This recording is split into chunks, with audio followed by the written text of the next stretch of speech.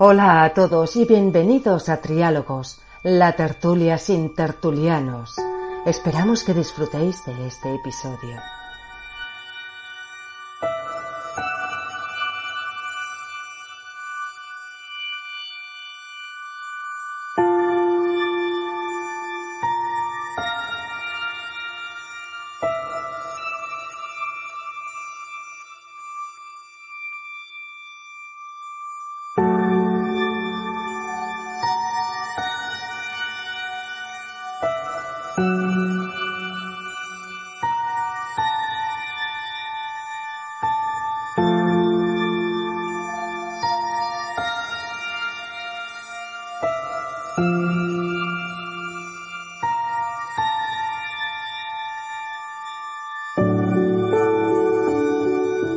Buenos días, buenas tardes, buenas noches y bienvenidos a otro episodio de Triálogos, la tertulia sin tertulianos.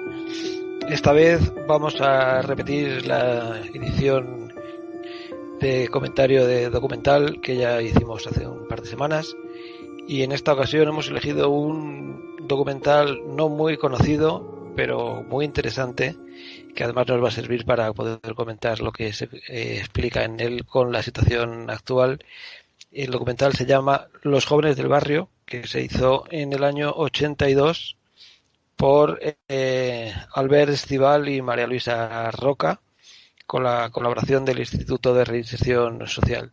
Es un documental en el que se muestra el testimonio de una generación que quedaría destruida por la heroína, en este caso en un barrio de aluvión de Barcelona, en el que estos jóvenes ya se encuentran con el problema de un paro masivo y con la irrupción de la droga como quizá la única alternativa para escapar de esa jaula en la que se encontraron. Se ve también en el documental cómo carecen de equipaciones sociales, deportivas, y básicamente el desarraigo, la incultura y la inocencia. Es un documental que está lleno de inocencia porque ves que son prácticamente niños que no saben muy bien qué es lo que les viene encima, y claro, lógicamente todos sabemos qué es lo que pasa después. De hecho, el documental tiene una segunda parte al que se llamó Aquel Joves o Los jóvenes del barrio 30 años después, en el que, bueno, pues ya se describe eh, lo que les ocurrió a la mayoría de esta generación. Lo interesante no es tanto el documental en sí mismo, que no es ninguna pieza de cine ni con valores artísticos, sino es puramente el documento periodístico y sociológico. Y a partir de ahí pues comentaremos la situación actual en España con la nueva llegada de otro tipo de migrantes y la creación de guetos en nuestras ciudades, cómo estamos, y por supuesto, como siempre hacemos, la implicación política en mirar para otro lado cuando este tipo de situaciones se enquistan. Y para hablar de todo eso tenemos a nuestros muchachos confinados en distintos lugares. Tenemos a Gonzalo G. Carrascal en Madrid. Buenas, ¿Qué tal? Gonzalo. Buenas tardes. ¿Qué tal estamos? Espero que todos animados y dispuestos a atacar este nuevo tema. Muchas gracias. Muy bien, tenemos también en Madrid a Juan Elías. Buenas tardes a todos. Y en Londres, esta vez ya parece ser que sí confinados del todo, aunque con el invierno de Londres ya tenían bastante, a Pablo Dopico. Buenas, Pablo. Buenas tardes a todos. Sí, es verdad que aquí en Londres da igual que estés confinado, ¿no? Tampoco estar de casa. Pero bueno, encantado de estar con vosotros otra vez. Muy bien. Y desde Bogotá, Colombia, tenemos otra vez a José Carlos Cámara. ¿Cómo estás? Sí, todavía disfrutando de la libertad y veremos con lo que dura y dispuestos a contaros lo que nadie sabe del tema de hoy. Muy bien, pues una vez que hemos comentado el título y la época, si queréis podemos hacer un breve opinión de cada uno de qué le ha parecido el documental, y luego ya empezaremos a hablar de de la relación con el presente y de todos los temas que hay dentro del documental. Pero como pieza, ¿qué os ha parecido? Yo diría que es, bueno, lo que más me ha llamado la atención es, como bien has dicho, esa inocencia que desprende, y entonces ese mal sabor de boca que tienes y no te puedes quitar porque sabes cómo va a terminar la película dentro de muchos años, y tú les ves disfrutando con esas ganas rabiosas de vivir que, pues, lógicamente tiene un niño, ¿no? Y de disfrutar la vida, y sabes que no hay, bueno, sabes lo que va a ocurrir después. Esa es la sensación más fuerte que me deja. Hombre, yo creo que como documental efectivamente no es una pieza sublime de arte, es un documental hecho con muy poco dinero, se nota, pero probablemente hay otros documentales hechos con mucho más dinero que no nos mueven ni una décima parte de lo que nos ha movido este. Yo echo de menos que hoy no haya más documentales como este, o más películas en general. Vivimos unos tiempos en los que todas las historias que nos cuentan vienen pasadas por el filtro de las políticas de identidad. Todo es cuestión de sexo, de razas, ofensas históricas de las que ya nadie ha experimentado en su carne, pero aún así exige victimizarse. Y esta película es todo lo contrario, es una película marxista en el mejor sentido del término, es una película que te habla de economía, básicamente. A mí personalmente es una película un documental, digamos, relativamente corto que me ha sobrecogido bastante. No estoy seguro cuántos de vosotros la habíais visto ya, pero yo lo desconocía, y te da que pensar realmente sobre la juventud en su totalidad, y las posibilidades que ofrece la juventud, tanto buenas como malas, y lo que eso puede derivar, como habéis comentado. El hecho de conocer cómo termina la historia es todavía más descorazonador a la hora de ver el documental. Al fin y al cabo, son historias tristes, y por desgracia sabemos que no son hechos aislados, y como bien comentabais, si algo tiene el documental es, digamos, ese realismo casi naturalista que imprime, y que yo creo que retrata perfectamente cómo podía ser la situación en los 80, cuando se situó, o cuando golpeó la crisis de la droga. Sin duda es una obra, como bien habéis señalado, de una gran potencia en el sentido descriptivo. En ese sentido, y del mismo modo con que Juan ha señalado, para mí yo le entroncaría, como ya comentamos un poco la semana pasada, con la serie The Wire. Yo creo que en un sentido parcial recorre un poco la misma filosofía. Como bien señalabas, la carencia de la búsqueda de la identidad en relación a la explicación de la persona construida como el producto del contexto de la estructura económica de la cual, de un modo consciente o no, forma parte, y a la que se ve abocado en razón al modo con que ésta opera. Por tanto, a la postre, a pesar de esa cierta, ¿cómo decir?, visión naif que tienen al final las personas retratadas, que al final son niños y que hablan desde la ignorancia de sí, y por tanto también de la comprensión del mundo que les rodea, y de la manera con que tratan de explicar de una forma muchas veces cándida, cuando no al espectador le genera la impresión de ser triste, de las opciones que la realidad al final les va a proporcionar de un modo más o menos explícito y crudo. Por tanto, creo que es una película que goza de un valor descriptivo no tanto restringido únicamente a la coyuntura económica que corresponde en su momento de filmación, sino realmente tiene un valor intemporal en términos de permitir poder ver la realidad de lo que al final todos somos, nos veamos directa o no reflejados en esa película, porque al final todos no somos más que el producto del juego económico, de la estructura a la cual pertenecemos y a la cual nos vemos abocados. Sí, pues siguiendo con todo lo que estáis comentando, a mí me parece que la fuerza que tiene el documento está justamente en la unión entre el fondo y la forma, que es igualmente naif y sin ninguna pretensión, y funciona muy bien.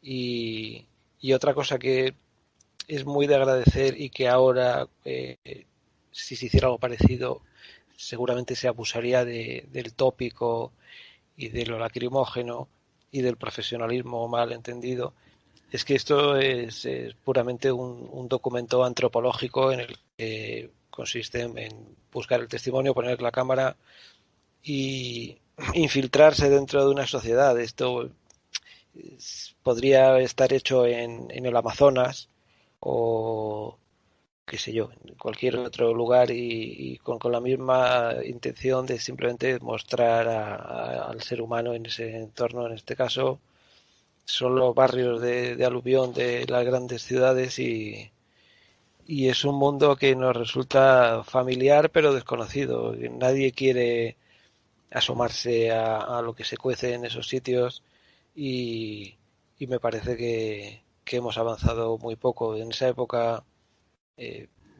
a partir ya de mediados de los 80 y hasta principios de los 90, poco a poco se fue creando toda una infraestructura sanitaria para ir acogiendo a esa generación, que aquí les vemos como niños de 12 años, o algunos 15, 16, pero ya había en ese momento gente que ya eran deshechos y criminales peligrosísimos. Una de las cosas que se comenta es que la droga era muy cara, y ese era un problema añadido, porque les abocaba a crímenes horribles. Todos hemos visto en nuestro barrio en esa época algún tiroteo en un banco, en una farmacia, y salían a tiro limpio, y o mataban o morían.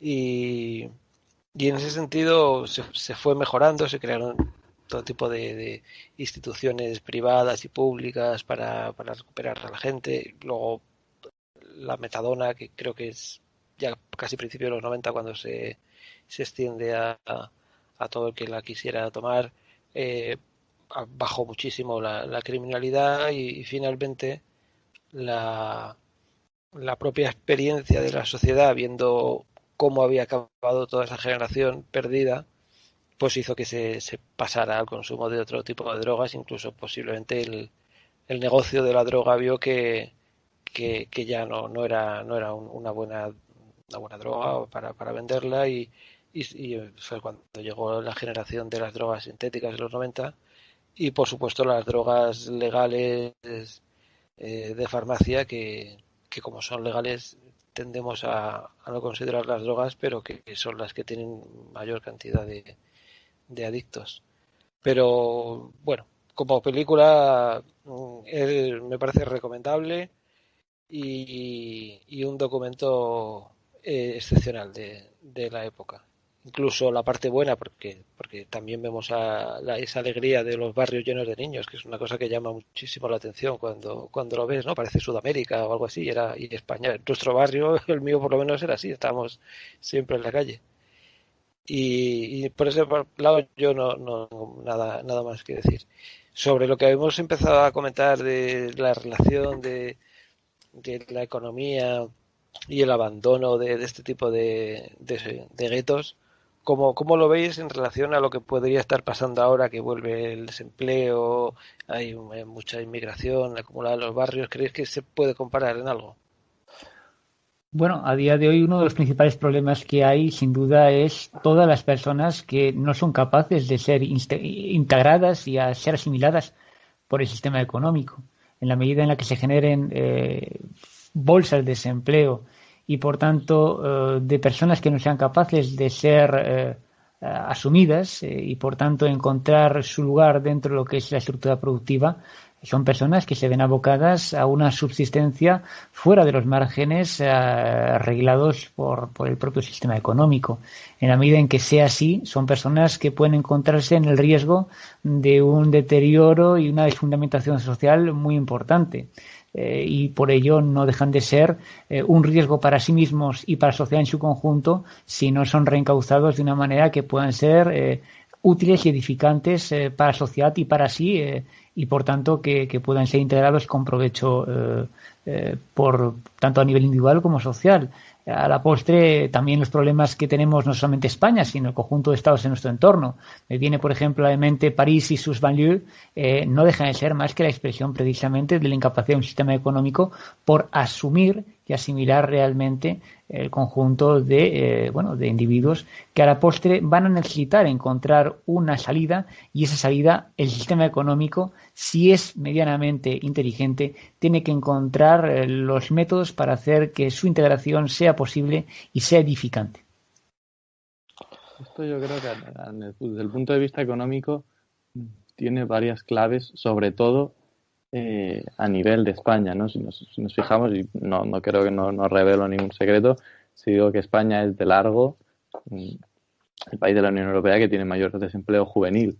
Además de tener un desempleo altísimo, el desempleo juvenil ahora mismo está por encima del 40%, superando incluso a Grecia, que ya tiene más del 30 y pico por ciento, y prácticamente 15 puntos por encima de cualquier otro país de la Unión Europea, lo que deja al final un panorama para los jóvenes muy desdichado. Y sin embargo yo creo que también nos revela otro factor clave, otro elemento clave, que es el hecho de la necesidad de incidir, como creo que de forma correcta, aunque incompleta, lleva haciendo la Unión Europea en las últimas décadas quizá, de incidir en la necesidad de, más allá de crear un escudo social, digamos, unas políticas pasivas de empleo, también es necesario reforzar y ampliar las políticas activas de empleo. Al final son las que van a conseguir a la gente trabajo. No voy a decir que no sea importante que aquellos que estén en el paro tengan cobren su prestación por desempleo, pero es necesario, y creo que no, tanto en la política española como en la política europea, pero sobre todo en la política española, no se está haciendo lo suficiente para reducir ese empleo. Las políticas de empleo al final activas son las que permiten tanto a la juventud como a la población en general salir de las situaciones que nos encontramos en el documental. De nada vale darle a una persona 600, 700 euros al mes si va a seguir en paro el resto de su vida. Hay otro tema que se toca en la película, que es el nefasto plan de vivienda que hay en España. Aquí la inmigración en esta película es inmigración nacional, en la actualidad es inmigración extranjera. Se le mete en barrios de avalancha, se les apelotona en bloques y claro, ahora estamos viendo, por ejemplo, que el virus se expande con especial facilidad en el sur, porque tenemos varios millones de personas viviendo en unos espacios muy pequeños y en unas casas pequeñas y apelotonados. Es decir, 10 personas viviendo en un apartamento es un suicidio. Gonzalo, estás hablando pero no se te escucha. Disculpa, tan solo comentaba que, como bien dice Juan, es que al final todo cuanto hablamos no viene a ser sino resulta precisamente de ese esquema productivo. En la medida en la que tú estás ubicado dentro de un esquema en el que sencillamente el margen de de acción queda reducido al de mero espectador cuando no de padeciente, realmente los márgenes de poder tener superficie habitable, poder de compra o sencillamente condiciones de habitabilidad de mayor por así decir, comodidad, pues quedan muy reducidas. Al final, el elemento básico es darnos cuenta que todo cuanto padecemos en tanto que individuos no es más que la resulta necesaria a la cual el esquema económico nos aboca. Sí, yo también me interesa mucho el mundo del desarraigo, que sí además se complementa con imposibilidad de encontrar un trabajo o para personas jóvenes que necesitan ser algo, sea lo que sea, pues acaban siendo, pues en este caso, heroinómanos o simplemente lumpen. Pero el mundo del desarraigo es algo que se repite y es muy lamentable que nadie lo quiera ver.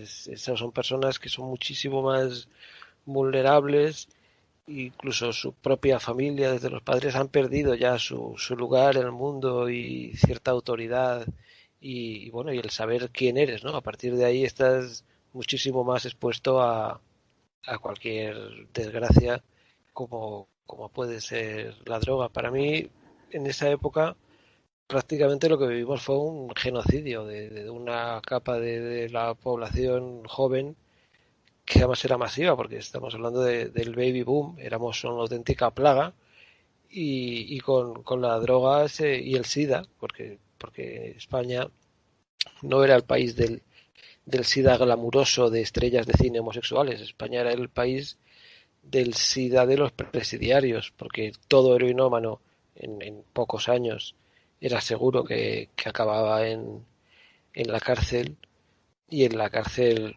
hay otro documental que yo he podido ver estos días que se metió en Telemadrid, que es un documental más que nada técnico sobre la evolución de la heroína y el SIDA en España y cómo se fue adaptando el sistema sanitario, y explicaban que durante muchos años en Carabanchel tenían creo que eran 3 jeringuillas en toda la galería, y que los presos tenían que afilarla con cajas de cerillas porque ya no tenía filo la aguja. Entonces era la certeza absoluta de salir de la cárcel con SIDA y con hepatitis.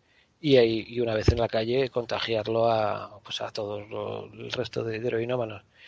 Y también se comentaba en ese documental que Madrid tenía desde mediados de los 80, finales de los 90, una población fija de unos 15.000 heroinómanos.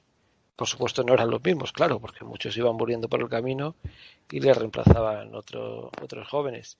Y en el total del país, pues el cálculo, no sé si se habrá tomado algún ministerio la molestia de hacerlo, pero son decenas de miles, prácticamente es casi lo que puede morir de una generación en una guerra. Y bueno, creo que se merecen un reconocimiento de esa pobre gente que por ignorancia y porque nadie quiso ver lo que estaba pasando, pues se murieron directamente, murieron y ya no están. Y repito que no sé si es algo que estamos a punto de volver a ver. No sé si con la heroína o si llega el fentanilo americano a las calles, porque eso es una plaga que es muy probable que acabe llegando. Si está allá en Estados Unidos, no veo razón para que no la importemos. Y no sé, me gustaría que comentarais eso, cómo lo veis desde el presente, todo este peligro. Bueno, hay dos cosas que, aun a riesgo de salirme ligeramente del tema, pero bueno, trato de responder a lo que dices, Miguel. Uno lo que tú has mencionado antes es un retrato en el que el entrevistador no no entra a valorar, no interviene, no nos hace guiños para que lo pillemos mejor y no mete esas dosis de, digamos, de sentimentalismo que serían tan propias de nuestra época, ¿no? Si hoy se hiciera el documental, es un retrato efectivamente antropológico en el que el investigador no interviene. Y eso es interesante. Hay otra cosa relacionada con el desarraigo. Bueno, yo creo que son niños todavía andaluces, hablan andaluz, algunos de piel oscura, podríamos decir gitanitos.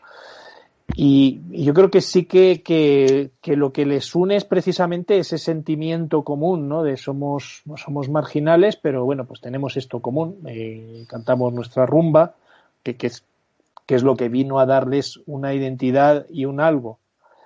La siguiente, ellos en el documental también mencionan, oye, ¿vosotros habláis catalán? No, nosotros no tenemos ni idea, ni sabemos para qué, ni nos interesa, ni falta que le hace. La siguiente generación son los que se lanzaron a aprender el catalán y para ver si salían de ahí, ¿no? Esa esperanza de convertirse en catalanes para chupar de lo bueno.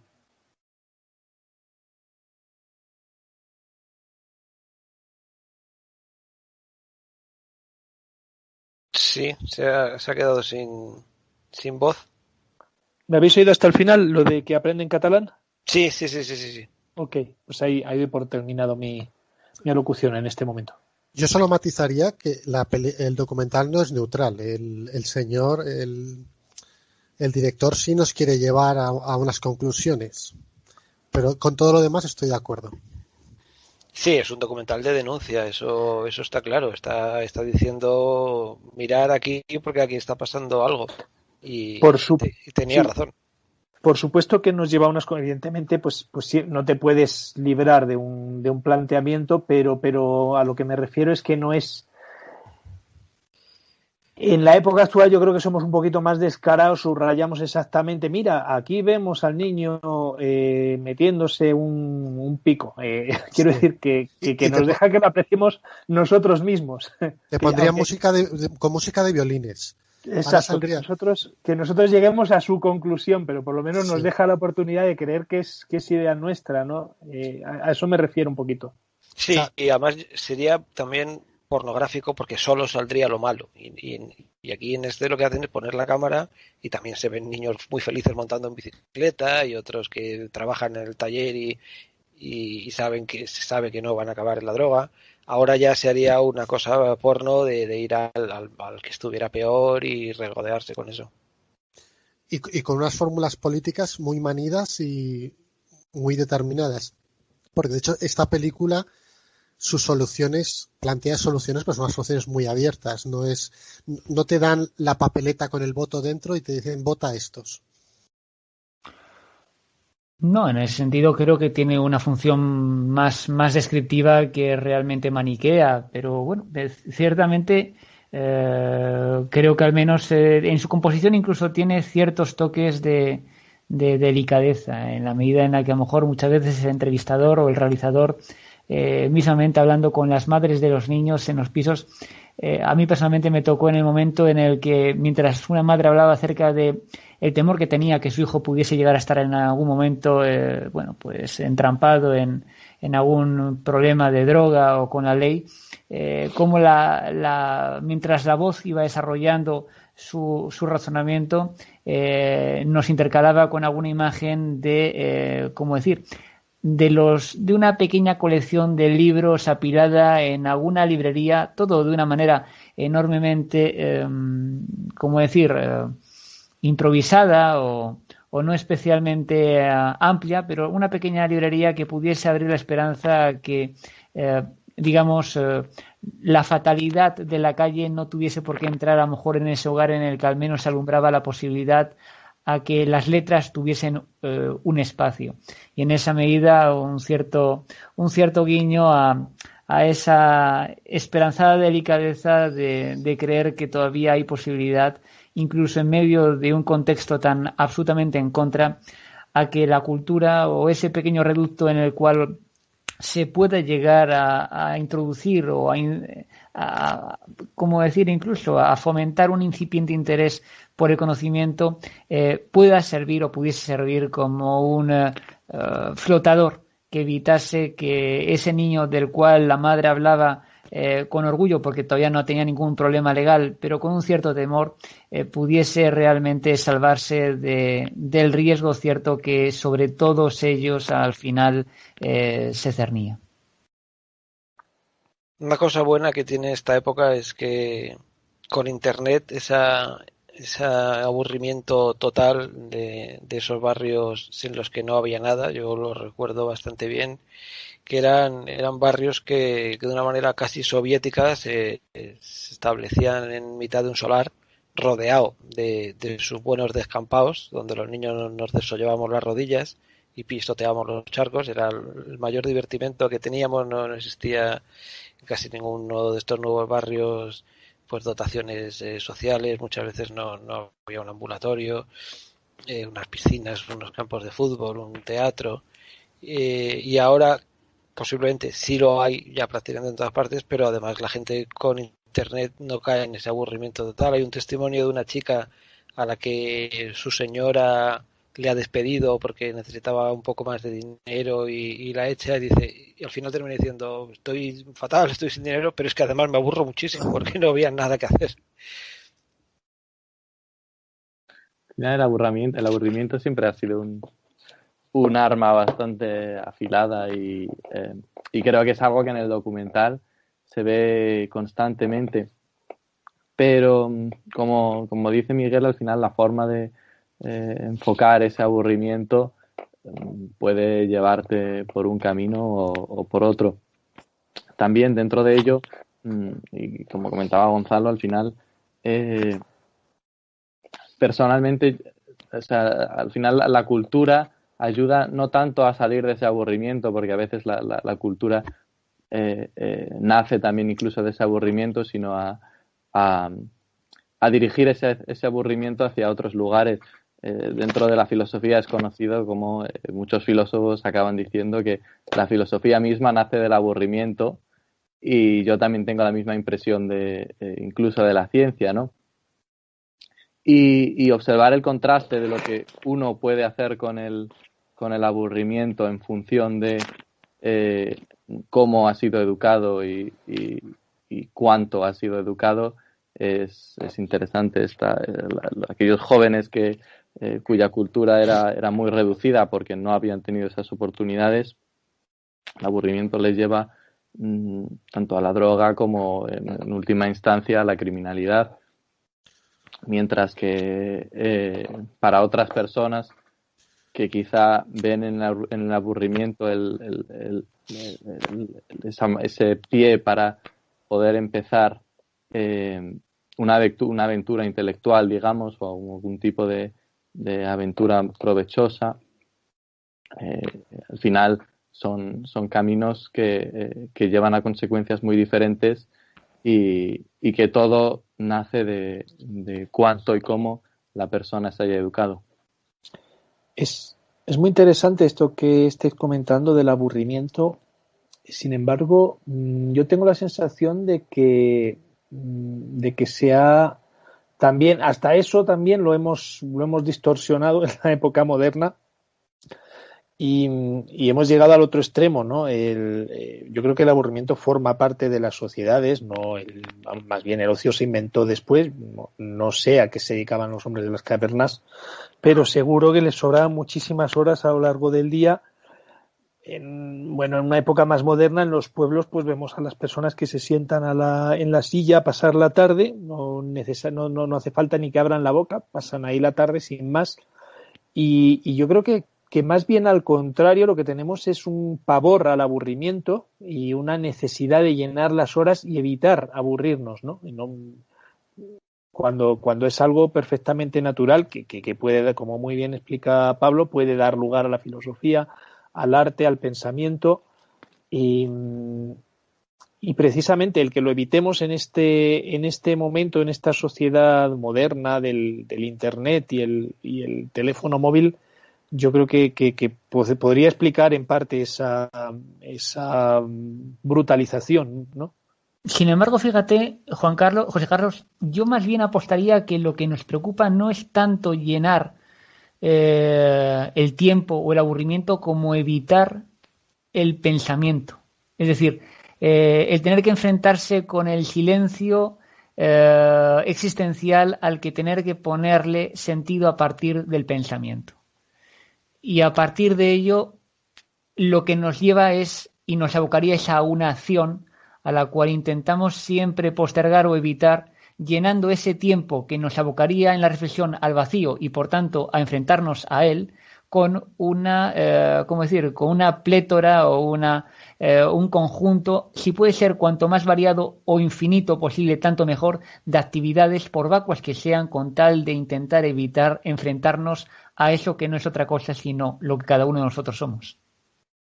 Yo estoy de acuerdo con todo lo que estáis diciendo, pero yo creo que habéis perdido un poco de vista el perfil de los chicos que están en la película. No, sin duda. O sea, estos chicos son preadolescentes con la testosterona desbocada, o hay que ponerles campos de fútbol o buscarles novia o una discoteca, pero obviamente estos no están para mirar al horizonte y encontrarse a sí mismos. No, completamente de acuerdo, Juan, pero es que el hecho es que sus padres tampoco tienen la opción de poder tener esa perspectiva. Y ahí es donde ya el motor del cambio queda ya impedido, en términos de que generacionalmente no hay posibilidad de que los nuevos puedan encontrar un referente en los que le preceden, y a partir de ahí la continuidad viene abocada por la condición de contorno que el sistema impone, porque no parten con ningún tipo de posibilidad acumulativa o acumulada previamente de una incitación, una transformación interna y por tanto una búsqueda de un modo distinto con que enfrentarse a la realidad que a como ésta te venga dada. Bueno, ahí tiene que ver con la aculturación. Los abuelos de estos chicos, como vivían en su contexto y acumulaban una herencia milenaria de sabiduría, de patrones culturales, probablemente no tenían ese miedo, no tenían esa desorientación existencial que sí tienen estos chicos que han sido arrojados a un contexto nuevo en el que no encajan, pero el de sus padres y sus abuelos ya no está vigente para ellos tampoco. Así es. Bueno, yo a lo mejor, aun a riesgo de hurgar en tu pasado, Juan, no te asustes. No, tú has estado trabajando también con, digamos, en integración, ¿no? Has estado trabajando, haciendo trabajo social. Sí. Bueno, pues sabes que muchas veces tanto el aburrimiento como o incluso el eso, ¿no?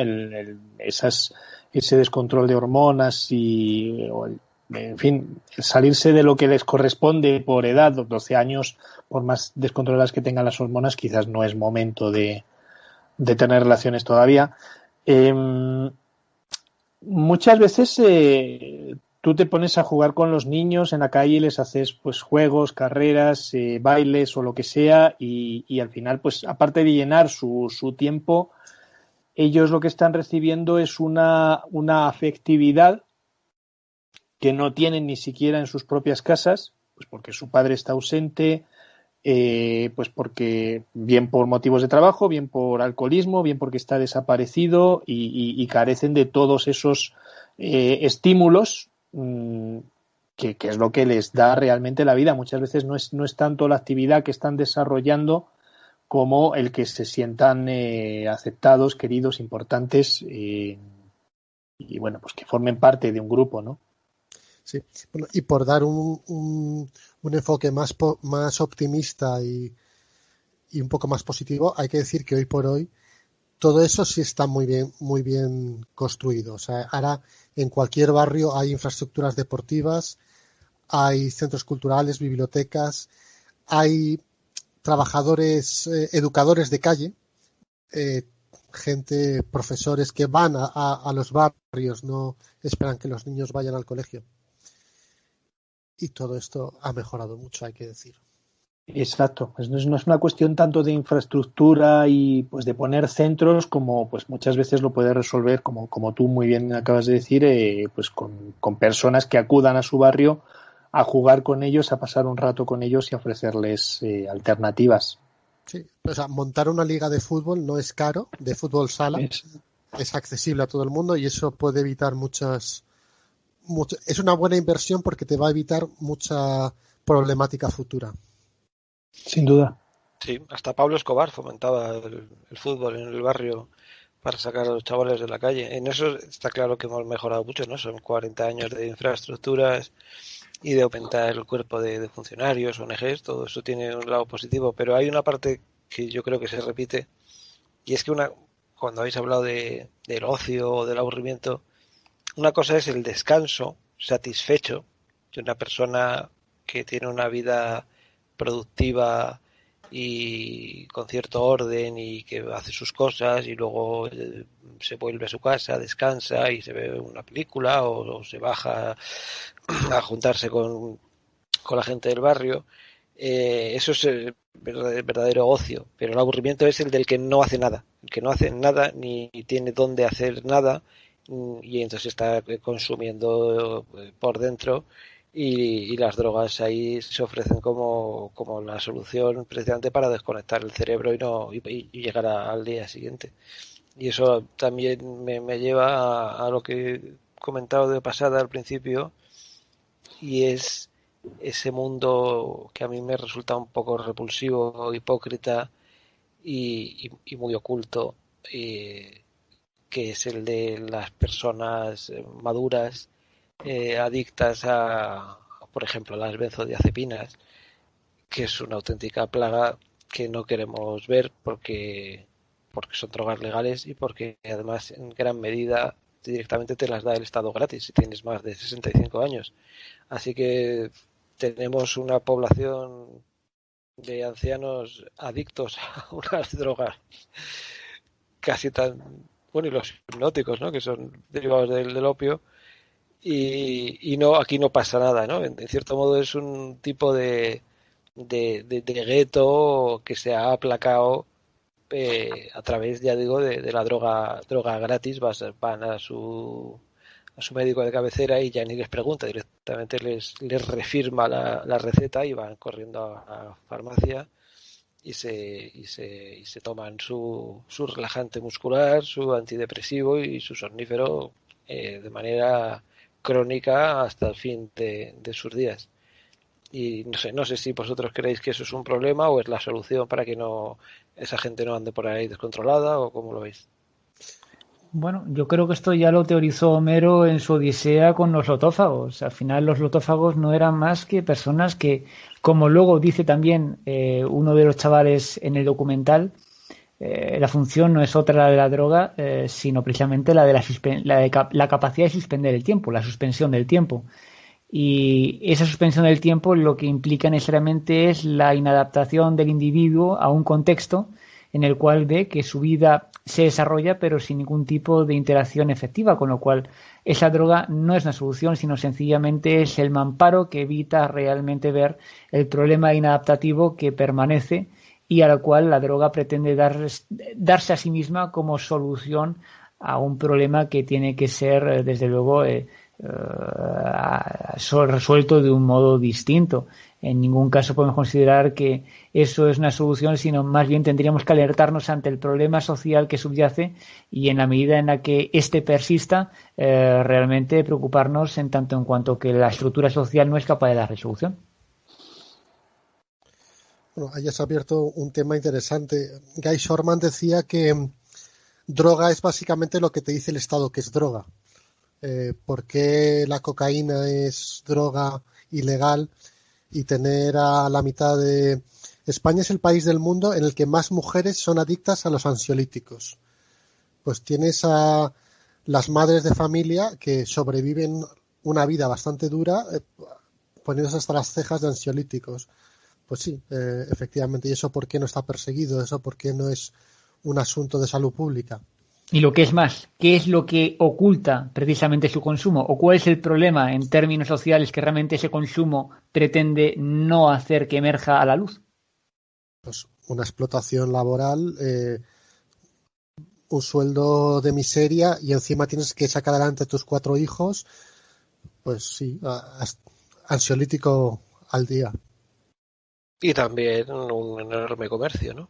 porque no dejan de ser drogas y no deja de ser narcotráfico o mercado del narco. Es que es un mundo que está lleno de hipocresía, pero son drogas hiperadictivas. Yo creo, en esta época de los años 80 cuando se hizo esa división entre droga dura y droga blanda, porque hubo una ley del PSOE que legalizó el consumo de lo que llamaban droga blanda, que era el hachís, y se penalizaba mucho el tráfico de cocaína y heroína, que se llamaban drogas duras.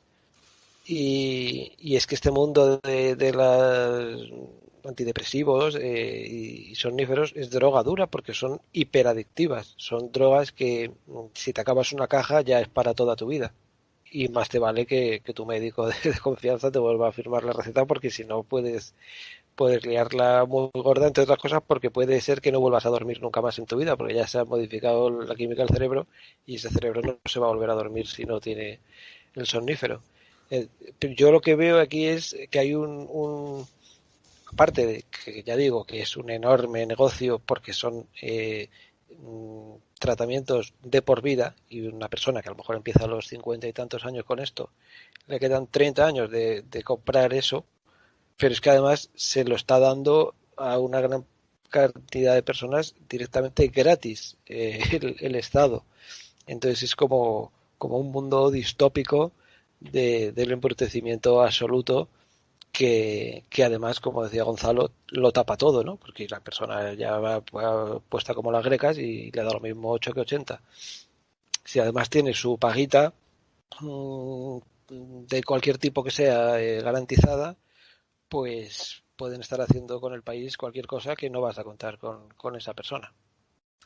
También en lo que es el propio desarrollo del documental, creo que es interesante señalar en qué medida realmente todo este tipo de hábitos que van surgiendo asociado a una criminalidad para conseguir realmente adecuarse a un consumo de droga que no es más que un modo de escape a una vida descontextuada, no es más que el fruto, precisamente, lo comentabas anteriormente, Miguel, de la ruptura de los hábitos de una comunidad humana que provenía de un ámbito en el cual se encuentra completamente desarraigado de este, para intentar realmente implantarse en uno nuevo en el cual no acaba de encontrar digamos que acomodo. Y por ello, en cierto modo, creo que también sería interesante analizarlo desde la perspectiva de cómo la ruptura del hábito de una comunidad lleva necesariamente a digamos que a una puesta en el abismo del conjunto de la comunidad en sí misma, en la medida en la que todos las pautas que regían el buen comportamiento y la honorabilidad de sus miembros queda completamente desgajada y rota al ser esta comunidad implantada en un nuevo contexto. De manera que aquello que en principio pensaba que jamás iba a poder concerner a una determinada familia, al final te das cuenta que dentro de un nuevo contexto puede llevarle realmente a encontrar pues a hábitos y conductas que en nada en un principio podían llevarles a pensar que iban a asumir. La concepción de ese urbanismo, incluso desde una perspectiva determinista, creo que podría ser incluso también analizable en la medida en la que realmente las ciudades hayan podido entender que un urbanismo planteado y adecuadamente diseñado puede favorecer realmente la asimilación de estas nuevas corrientes migratorias y la adaptación de sus miembros, así como la dinamización de una economía local. Me venía a la mente realmente hoy, que además hemos hablado Pablo y yo acerca precisamente de esa gran reformulación del París en el siglo XIX con el arquitecto Haussmann. Al final la concepción no era otra sino la de aplicar las teorías deterministas urbanísticas para realmente intentar crear ex nihilo una ciudad bajo una concepción de seguridad y bajo una concepción de identificación de los individuos que fuesen alumbrados de una manera diferente conforme a un contexto creado ad hoc. No sé si Pablo tiene algo que decir porque no le podemos ver. No sé si lleva un rato sin decir nada. Yo si tenía algo que decir era con respecto a lo que estabais comentando antes, Miguel, que al final también el tema de la adicción a estas drogas legales, sobre todo de nuestros mayores, ¿no? Y de personas ya en edades más avanzadas. La cuestión de por qué estas sí y otras no también tiene cierta relación, si no toda la relación, con cuál es el coste de asumir un cambio de paradigma al respecto, es decir, cuál es el coste de prohibir, digamos, este tipo de sustancias. Al final, la crisis de droga que asoló en los 80 era una crisis que destruía generaciones enteras y que convertía a enormes masas de gente en desecho social, con todo el coste económico y social que eso supone, que miles o decenas de miles o cientos de miles de señores mayores estén adictos a las pastillas para dormir, decirlo así de un modo coloquial, tampoco no resulta demasiado problemático, demasiado inconveniente a nivel de costes económicos y sociales. Desde luego, creo que resulta mucho más costoso cambiar toda la estructura que propicia esa adicción. En el caso que comentabais de, por ejemplo, las mujeres madres de familia adictas a los ansiolíticos, por poner un ejemplo, siempre es más costoso cambiar todas las condiciones económicas estructurales que propician esa situación concreta que realmente permitir que haya millones de mujeres que tengan que tomarse la pastilla antes de dormir o el relajante muscular cada X días porque no pueden aguantar más su ritmo de vida, ¿no? Entonces, también, ¿por qué unas drogas sí, por qué otras no? ¿Por qué unas medicinas sí, por qué otras no?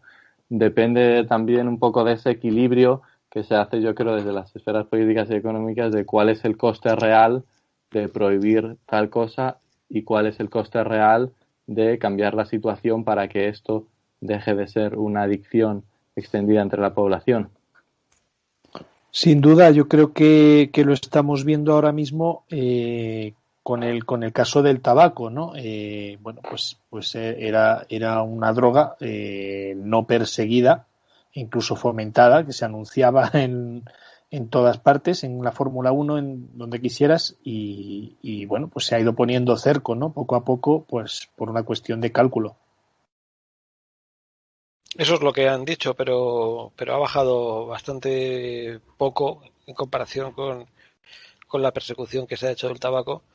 Ha bajado bastante poco el consumo y lo que sí han conseguido es encarecerlo mucho. Pero bueno, si te dicen que es por tu beneficio, pues claro, ya te han desactivado, no vas a protestar. Lo hacen por mi beneficio, pues súbamelo un poco más. En todo caso, creo que tampoco es de extrañar que las drogas tienen un amplio, por no decir un puesto preeminente en los usos sociales de toda sociedad y en la nuestra, desde luego. Cualquier tipo de vinculación en torno al ocio con el alcohol es evidente, con lo cual, quiero decir, nuestra propia vida social, de acuerdo al esquema que nos es permitido o que la propia estructura económica establece como el patrón a asumir, en tanto que hábito, está codificada bajo el principio precisamente de la alteración del estado de conciencia que supone la ingesta del alcohol o de cualquier otro tipo de sustancia, con lo cual realmente los propios usos sociales están mediados de una forma incluso no que tolerada, sino fomentada y absolutamente estructurada, porque de hecho hay el propio mercado y su consumo dependen de ello, por precisamente el consumo de sustancias alteradoras del estado de conciencia, con lo cual eso no es algo que tenga que llevarnos a una extrañeza, ¿no creéis? El consumo de alcohol en las fiestas regionales se ha hecho de siempre. Siempre, desde las cavernas, siempre ha habido estímulos, siempre ha habido esos momentos en los que está permitido que te emborraches, que el alcohol, la presencia del alcohol subvierta las estructuras y el empleado pueda decirle algo al jefe ese día, en ese momento, el lunes ya no. Eso siempre ha existido. Otra cosa es que creo que es de lo que estamos hablando más bien, es la utilización de las drogas desde la mafia narcoestatal para destruir a una generación incómoda, que es como eran los jóvenes que salen en este documental, que no se adaptan ni al nuevo contexto ni ya del que vienen y que no encajan en el proceso productivo. Bueno, es que eso mismo ya venía tratado en una obra, yo creo que magnífica del cine español, que es precisamente la obra de Nieves Conde, Surcos, en los cuales realmente relata eso, ¿no? Es una película final política, muy política. Los propios guionistas eran sencillamente miembros extraordinariamente dotados para el desarrollo de guión al final del propio movimiento falangista, pero en los cuales al final la obra, con una fotografía excepcional, rozando de las más altas cotas del expresionismo español, muestran precisamente ese problema, ¿no? Cómo al final la desubicación de los individuos, del contexto del cual proceden y el ingreso de estos en una sociedad en la cual se encuentran en ella completamente perdidos les lleva a asumir comportamientos y conductas que nada tenían que ver. Creo recordar, hacía años muchos que vi esa película, pero recuerdo pues una familia viniendo del campo, de provincias, para instalarse en el barrio de Lavapiés, un barrio entonces sencillamente, bueno, pues de acomodo y de llegada masiva de los inmigrantes del conjunto del país a la capital, y cómo, pues bueno, pues familias de agricultores honrados y gente, pues digamos, gente de bien, por utilizar una etiqueta comprensible al uso, pues bueno, pues al final cómo derivan, pues a lo mejor la hija pequeña a encontrar ante la imposibilidad de un acomodo, pues la boca a la prostitución. El hijo, que jamás podría haberse pensado eso, al final acaba llevando una vida de latrocinio y robo, y de hecho creo que muere en el transcurso de uno de estos. Quiero decir, cómo al final el riesgo, que al final no era más que un mecanismo, esa película de propaganda anti-migratoria, pero bueno, es una expresión real y efectiva de cómo al final los individuos desubicados acaban por perder cualquier tipo de referencia moral dentro de un contexto en el cual no puedan, digamos, dar un sentido edificante a sus vidas. Si me perdonáis el aparte, ya que cita Surcos, propongo que un día hablemos de cómo el franquismo, el cine que se hacía en el franquismo era de hecho mucho más crítico con el régimen de lo que es el cine que se ha hecho posteriormente en democracia. Es decir, no hay en la actualidad, en los últimos 40 años, películas españolas que sean tan críticas con la situación como lo era el cine que se hacía en tiempos de Franco con la censura. Cierro la parte y volvemos al tema.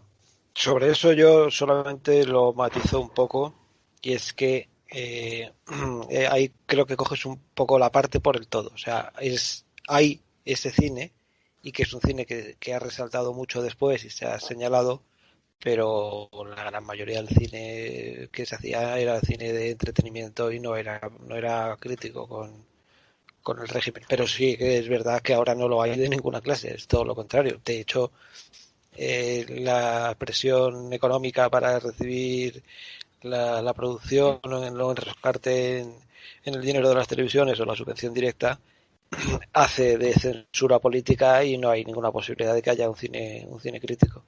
Sobre lo que has dicho antes de cómo la heroína se pudo usar como forma de control, ahí hay una leyenda urbana que yo no sé si nosotros tenemos opinión o no, pero esto parece ser que se probó en Estados Unidos para acabar con el verano de las flores en San Francisco, porque se había descontrolado el movimiento hippie y estaban viendo que realmente estaba proponiendo una forma de vida alternativa que básicamente pasaba por prescindir de la familia y de la aceptación del trabajo tal y como se había hecho hasta entonces. Y se supone que la aparición de la heroína en las calles de San Francisco fue algo, si no creado por el gobierno, sí al menos tolerado y supervisado para para controlar que ese fenómeno explotara y acabaran asesinándose unos a otros en cuestión de un año y pico o dos. Ya toda la generación eran heroinómanos y aquello se disolvió. Y en el caso de España, tanto en las grandes ciudades como Madrid y Barcelona, donde por pura estadística, al llegar el paro masivo, había una capa de jóvenes que lo tenían muy complicado para poder llegar a adaptarse, que eran los que tenían peor formación y que vivían en estos barrios, pues la heroína acabó con ellos. Yo quería introducir un matiz respecto a lo que estamos comentando, ¿no? Y al final es que, y que también creo que entronca un poco con lo que Miguel ha planteado antes, de cómo puede relacionarse el documental con la situación actual en España y demás. Y es el hecho de que las adicciones, incluso las drogas, pero quizás un término, el término droga quizás hace más referencia a sustancia, ¿no? Pero el término adicción sí que deja entrever que en la sociedad actual han proliferado formas de adicción que no necesariamente incumben la existencia de una sustancia, que creo que es, también quizás es interesante para comentar ahora mismo, en tanto que hemos visto en los últimos años la proliferación de las casas de apuestas, incluso más allá, dentro de las generaciones más jóvenes, de las adicciones dentro de los videojuegos, en las que hay muchos jóvenes que se gastan auténticos dinerales, siempre pagado con la tarjeta de sus padres, ya que son videojuegos en los que tienes posibilidad de comprar, digamos, elementos adicionales. No, la verdad es que no tengo ni idea, no tengo mucha idea de cómo funciona, pero lo cierto es que te dan la posibilidad de realizar pagos dentro de los videojuegos, y es una crisis que se está dando los chavales más jóvenes. Y dentro de los adolescentes o pasada la adolescencia también, pero que tampoco descubro América si digo que las casas de apuestas aparecen como hongos, y muchos las consideran ya como una adicción más dentro de la juventud española, que quizá puede tomar un lugar importante y que puede ser tratada como una crisis quizá no tan dañina como la de los 80, pero que igualmente merece atención. No sé qué opináis al respecto. Bueno, tan importante a considera por lo menos el Ejecutivo actual que, de hecho, nuestro ministro Garzón, precisamente una de sus funciones básicas es la de ministro del juego. O sea que, en ese sentido, creo que, al menos en la agenda política, a efectos nominales sí figura como al menos un elemento sustancial. Y sobre todo el modo con que esas casas de apuestas proliferan de una forma especialmente llamativa en barrios donde, digamos que las condiciones económicas son no precisamente bollantes, con lo cual al final no son más que dinámicas en las cuales se pretende abocar a las clases más desfavorecidas a malgastar los recursos que ya de por sí son escasos dentro del margen del juego que la economía les permite, en rangos de consumo que no les proporcionen el más mínimo atisbo para poder permitir salir de ese ámbito en el cual se encuentran ubicados dentro del juego económico. Con lo cual me parece no solamente un vicio en tanto que tal, sino me parece una actividad nociva en términos de dignidad y de promoción social. Precisamente ahí también está el paralelismo con el documental, ¿no? Que las casas de apuestas no surgen mayoritariamente en barrios acomodados al final. Igual que la droga en el documental se puede observar que no es una característica eminente de los barrios acomodados, sino más bien al contrario, de aquella gente que por motivos de desempleo, por motivos de situación económico-social, para pasar el tiempo o para abstraerse de ese tiempo que no saben cómo llenar, se ve abocado lo mismo a pincharse heroína que a entrar dentro de una casa de apuestas todo el día. Sin duda.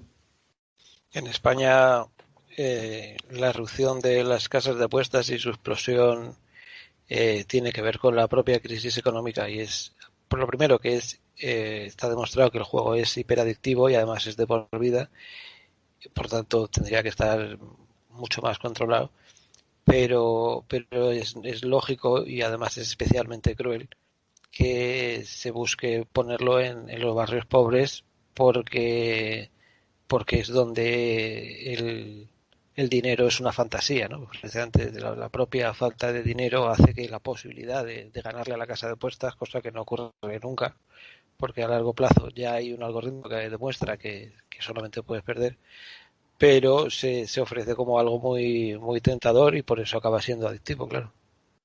Pero sin embargo, sí quiero hacer notar una cosa, cómo la estructura o cómo el concepto del azar se establece como un elemento de opción de salida posible dentro de los márgenes de la estructura económica en la que nos encontramos frente a lo que es la certeza que el conocimiento basado en el esfuerzo proporciona en tanto que herramienta para poder traccionar al individuo hacia opciones, no sé si laboralmente mejores, porque eso al final el valor social depende de un determinado esquema y no tiene por qué ser especialmente valorativo del conocimiento, pero al menos sí proporciona al individuo la potencia de análisis suficiente como para poder comprenderse y saber operar de una forma más efectiva dentro de la sociedad. El modo con que concebimos el azar como una opción edificante a nivel individual dentro de un contexto social me parece realmente de estudio. Cuando aquí, francamente, uno se pone a ver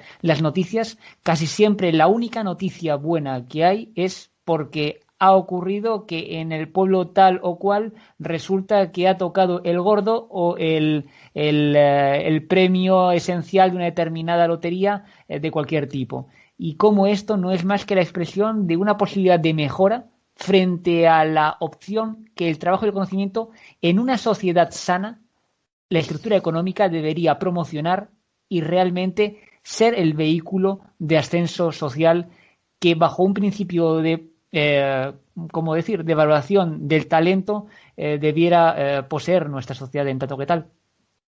Pues probablemente por eso, porque muchas veces se demuestra que el esfuerzo no te conduce a lo que tú te has planteado. Entonces, pues te queda esa remota salida y posiblemente la ves tan lejana o tan cercana como la posibilidad de enriquecerte con tu propio trabajo. Sin duda, pero quiero decir que cuando depositamos nuestra esperanza en poder ascender en la sociedad o nuestras posibilidades quedan reducidas al juego de un azar cuya esperanza es negativa necesariamente en su planteamiento, es que estamos jugando en contra de la banca sí o sí, tanto fuera como dentro del juego. Pero esa es la cuestión, que el sistema, tal y como está concebido, no permite que tengan opciones reales una serie de personas. Entonces, pues no tienen más, es jugar, efectivamente, es jugar. Pues si te sale, fenomenal. Si no, vas a seguir con tu vida de miseria igual. Una de las campañas de marketing de mayor éxito de la historia de España, y tanto es así que es casi algo propio de nuestra cultura y que todo el mundo, aunque ya haya pasado mucho tiempo desde que se hizo, incluso generaciones que no lo han conocido, les suena la expresión, es aquello tan abyecto del sueldo en Nescafé. Para un suizo, para un noruego, ya, pues no sé, tampoco, sí, ya tenemos un sueldo, ¿no? Pero para un español la idea de un sueldo para toda la vida, eso es lo más grande que te puede pasar, ¿no? Es como un título de nobleza, ¿no? Ya te ha incorporado para siempre a no depender de qué pueda pasar, y con el juego pues 3/4 de lo mismo, ¿no? Es un sueño húmedo del español de algún día me tocará la de 14, creo que era una canción de Serrat, ¿no? Uno que ganaré una de 14 y entonces se van a enterar, ¿no? Se va a enterar la gorda de mi mujer, el cabrón del jefe, el imbécil del vecino. Y esa es un poco la vida española, claro. Es un mundo en el que la economía se hace y se deshace en 10 años y afecta pues a un tercio, casi la mitad del país. Ojo que eso no significa que no encuentres casinos y salas de juego en Alemania, en Suecia. Sí, pero como diversión. Bueno, aparte que también hay digamos, en países que consideramos desarrollados, también existe, por supuesto, una desestructura. Lo que pasa es que a lo mejor tenemos esa imagen idílica, pero a los efectos también hay marginados y hay gente sin oportunidades en los países más ricos y por supuesto que recurren a cualquier fantasía que no es más. Un poco referente a esto, yo trabajé durante 2 años en un casino ilegal en Dublín, porque en Irlanda el juego está prohibido. Entonces oficialmente nadie apostaba dinero, había una caja de 6.000 euros al día y Irlanda es uno de los países más ricos del mundo y yo ahí he visto adictos al juego, gente a la que sabía que sacara golpes porque se agarraba a la máquina. Es decir, es una cuestión universal, no es una cosa solo de España. Y un poco también, claro, si solo fuera pasión por el azar, se podría jugar desde casa en internet. O sea, también hay un atractivo, las salas de juego también tienen su ambiente familiar en el que estás a gusto, salvo cuando tu compañero pierde 6.000 euros y quiere romper la máquina, ¿no? Pero hay más cosas, es algo más complejo, creo yo. La pasión por el juego mueve más cosas, aparte del azar y la fantasía de ganar dinero. Además lo ves, estoy de acuerdísimo con Juan, tú vas a Las Vegas después de un viaje de 24 horas, aterrizas de noche, que lo único que quieres es meterte en la cama y entras en un mundo de fantasía en el que según entras en el hotel, tienen el cielo pintado con nubes blancas y un precioso azul que representa el día y se te abren los ojos y ya no eres capaz de dormirte. Sí. No te digo que metas una moneda, pero que ya está todo pensado para que ya te actives, te despiertes, te pierdas la noción del tiempo y eso es cierto. Y está todo, en fin, es como los cálculos que se hacen en los supermercados para que el carro, pues bueno, no sé si es verdad que siempre está estropeado y se gira y no se mueve y te lleve justo al producto del que quieren deshacerse. Está todo potenciado para que sea lo más fuerte posible y que no dejes de meter dinero sin parar. Sin duda. Bueno, yo estoy seguro que hay gente que va a los casinos todos los días y se controla y no pierde más de 5 euros al día. También hay otras pautas y tal, pero sí, estoy de acuerdo con lo que decís.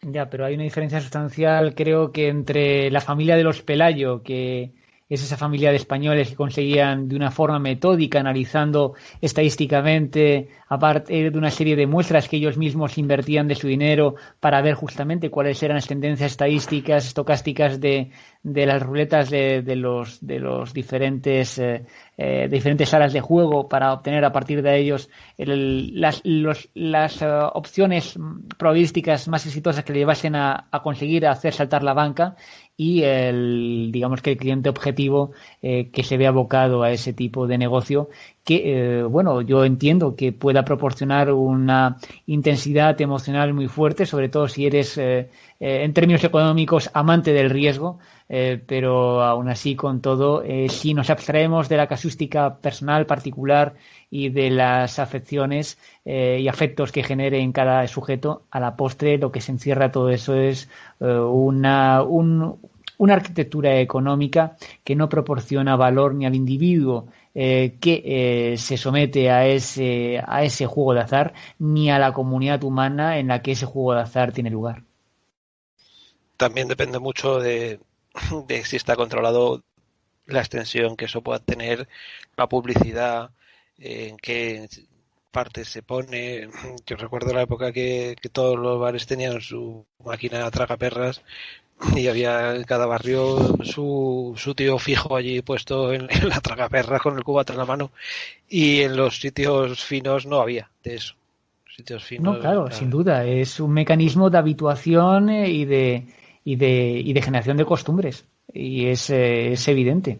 Pero esa fascinación al final no es una actividad económica que a la postre pueda resultarnos edificantes en términos sociales y por tanto morales, ni tampoco en términos de bienestar pública.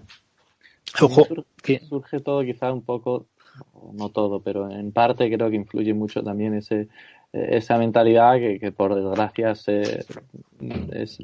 a la que se ven abocados todos aquellos que no tienen la capacidad de progresar en la vida o las oportunidades para hacerlo. Esa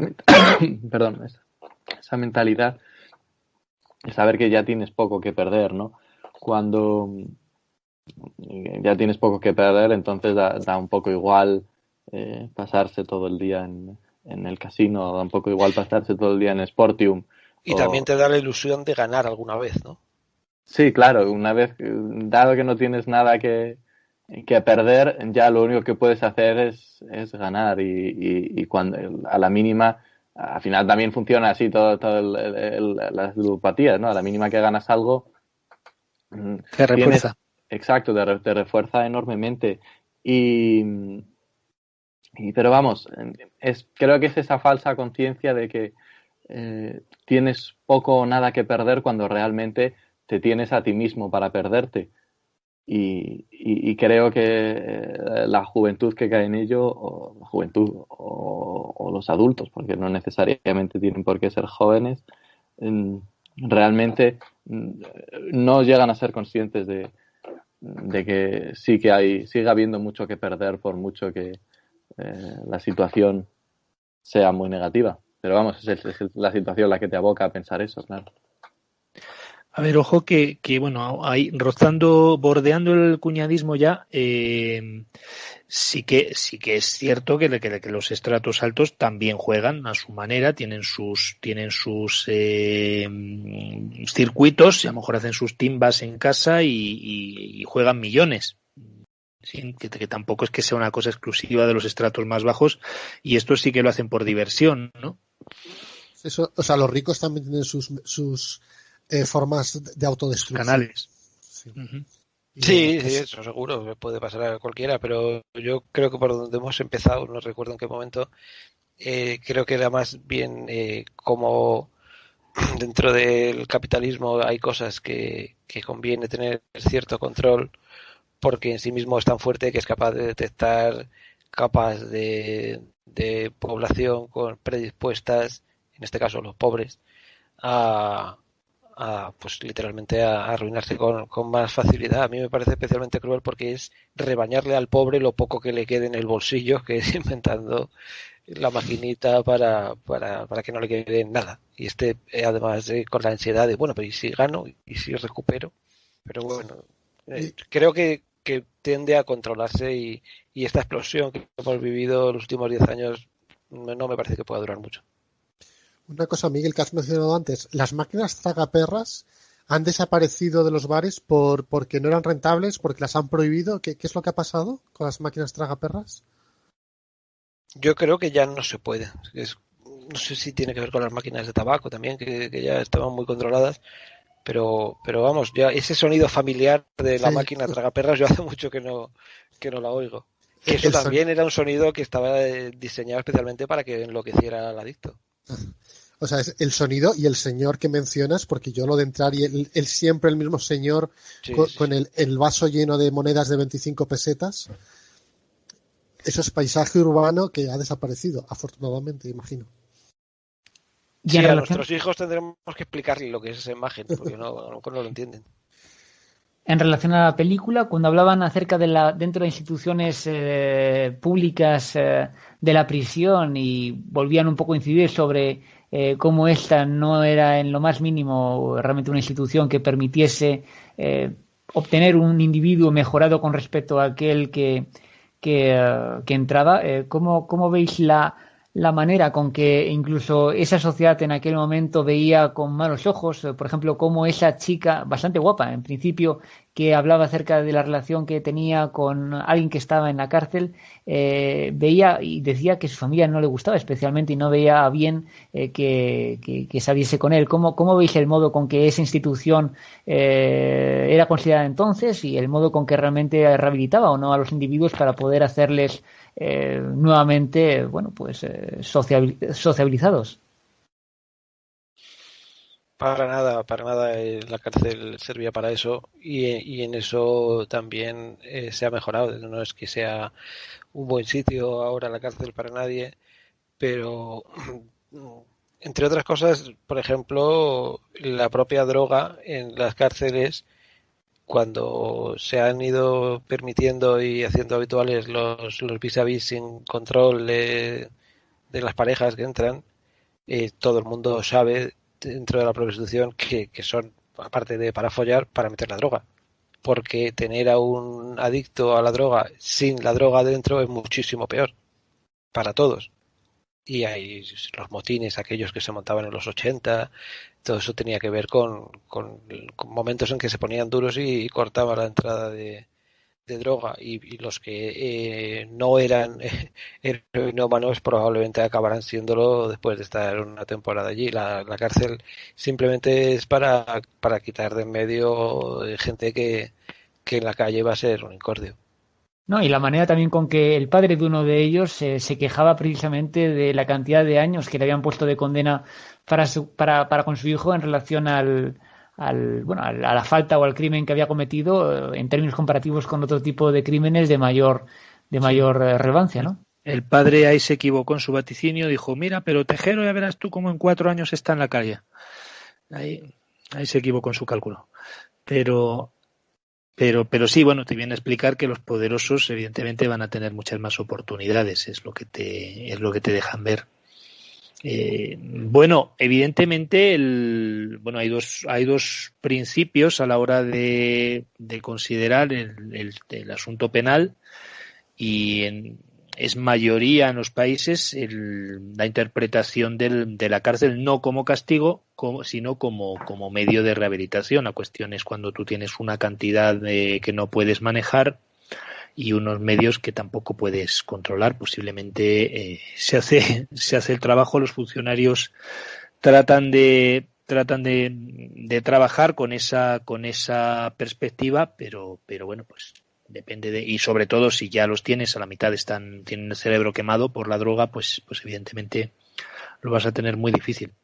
Pero a los efectos la cárcel es su orientación y es a lo que tiene que tender es a la reinserción, ¿no?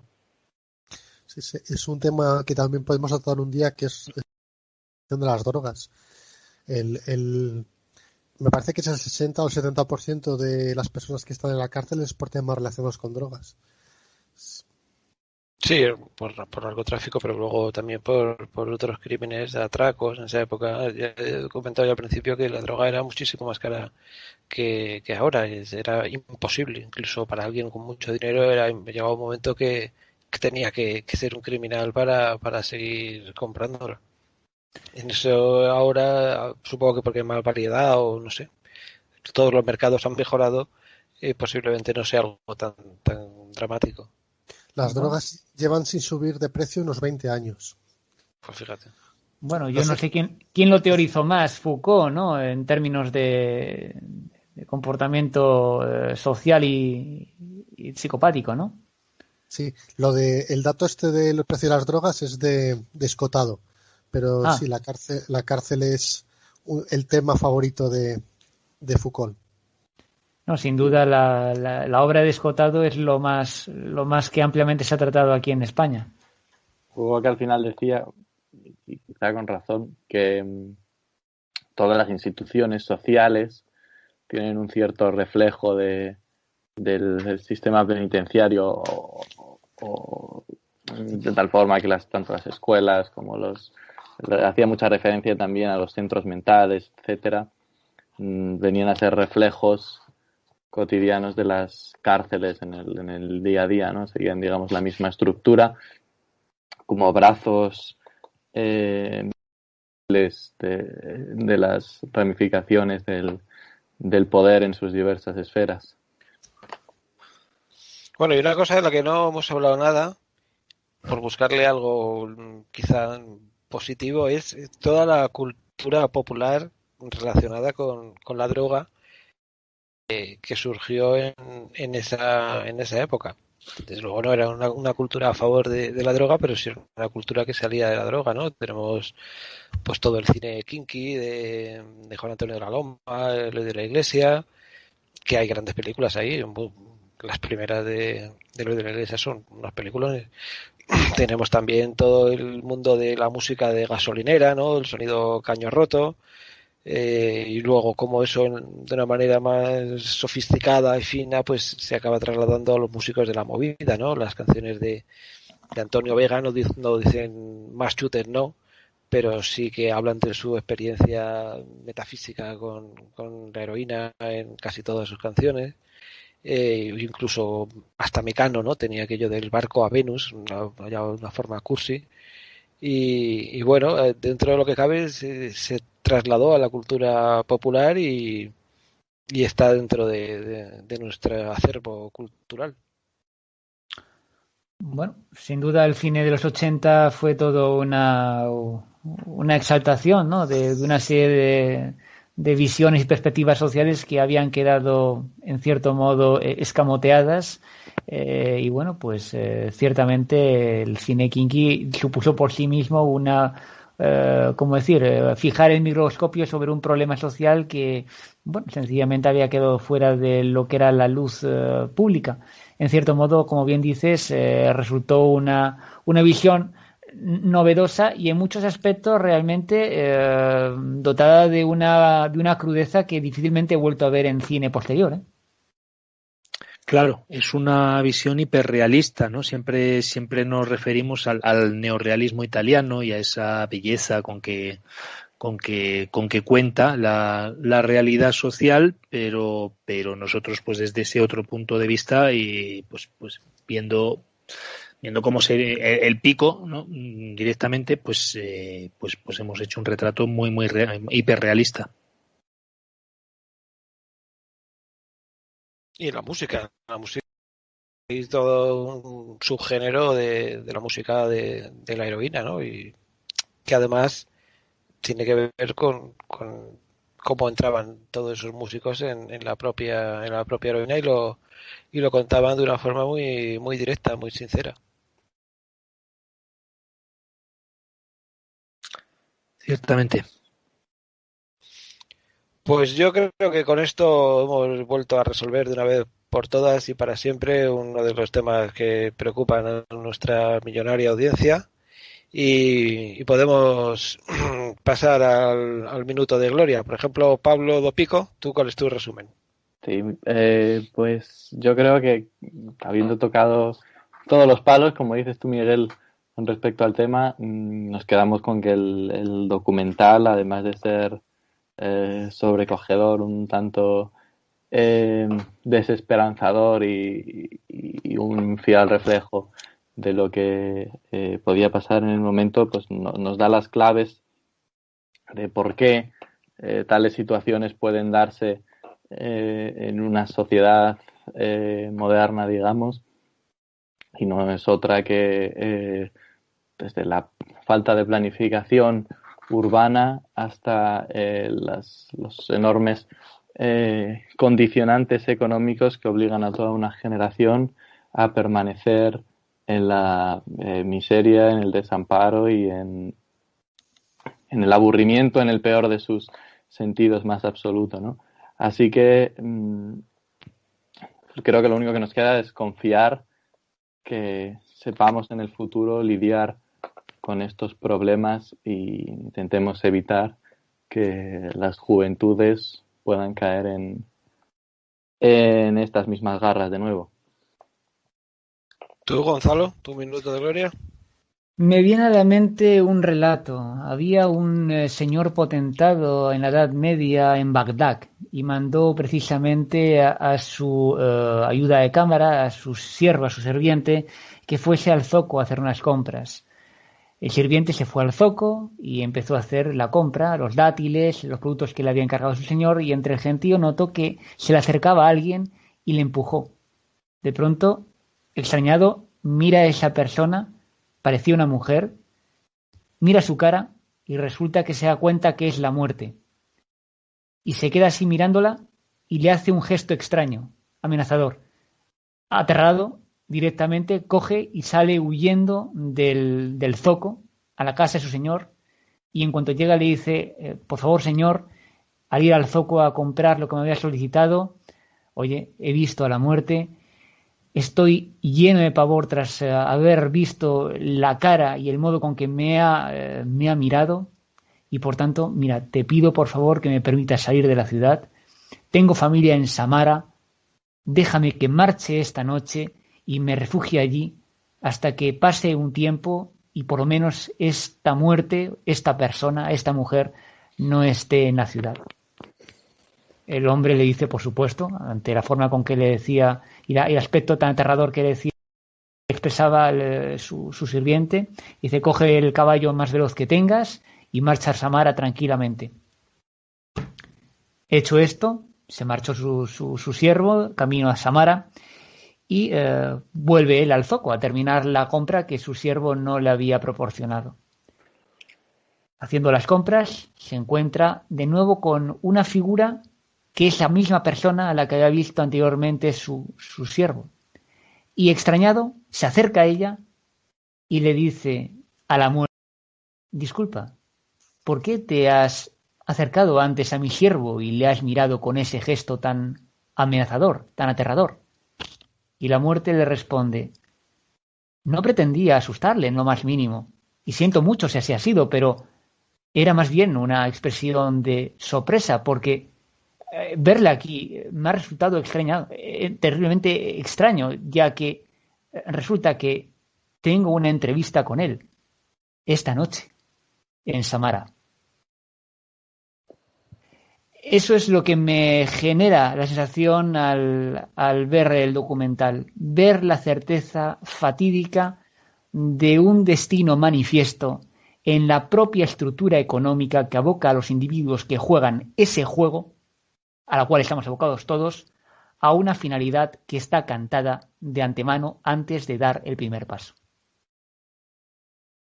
Muy bien, Gonzalo. Eso es de las 1001 noches, ¿verdad? De las 1001 noches, así es. Y Juan, ¿cuál es tu minuto de oro? Pues yo en ningún momento podré superar la referencia de las 1001 noches. Pero recomendaría a todos nuestros oyentes, que efectivamente se cuentan por millones, que vean el documental. Es un documental donde se habla de la realidad material de las personas de carne y hueso y de las estructuras económicas. No es un documental sobre relatos y víctimas. Es un documental sobre lo que vemos en la calle cuando miramos por la ventana. Pues yo en mi minuto de oro podría decir casi lo mismo que acaba de decir Juan. Tiene algo muy bonito estas imágenes, y es que es tal cual son esas personas, y además están recogidas antes de lo que todos sabemos que les acaba pasando a casi todos, y son ¿qué son? Pues son niños que les ha tocado estar ahí. O sea, ahora podríamos ver estas campañas de la UNICEF, de los niños de no sé qué guerra, o en fin, ya todo muy, muy prefabricado el discurso, pero en realidad viene a ser lo mismo, ¿no? Cuando metes la cámara al fondo del abismo, lo que te encuentras es gente corriente como tú, que simplemente estaba en el momento equivocado y en el sitio equivocado. Y me he saltado a José Carlos. Sí, yo te iba a decir que yo también te vamos a dejar cerrar hoy. No, me viene muy bien porque me ha dado tiempo a ir a Samara. casualmente, y entonces os puedo hablar de lo que ocurrió hace 30 años más tarde. Es el segundo documental que ya lo habéis mencionado antes, y efectivamente nos encontramos con los personajes pues más o menos desengañados, los personajes que siguen ahí, porque la gran mayoría de ellos van contando al periodista que regresa, pues como muchos pues han ido muriendo. Y bueno, el niño que canta esa canción de la ironía ya ha crecido, se ha salvado de la droga. Él explica que ha tenido la cabeza, cayó, pero tuvo la cabeza de encontrar otras alternativas. Él explica que también es algo que espiritualmente le tiene que llenar hasta ese extremo al que le llevaba la droga para poder reemplazarlo. No sé si ha sido el amor o ha sido la música, o que no lo explica, pero sí señala: ¿qué quieres que haga? En mi familia yo veía que mi padre le pegaba todos los días a mi madre. Es como no caen en la droga. Con esta alegre reflexión vamos a... Has hecho lo que se ha podido. Pues lo dejamos por esta semana, si os parece. Perfecto. Formidable. Muy bien. Muchas gracias a todos. Muy bien. Gracias y buena semana. Muchas gracias. Hasta luego.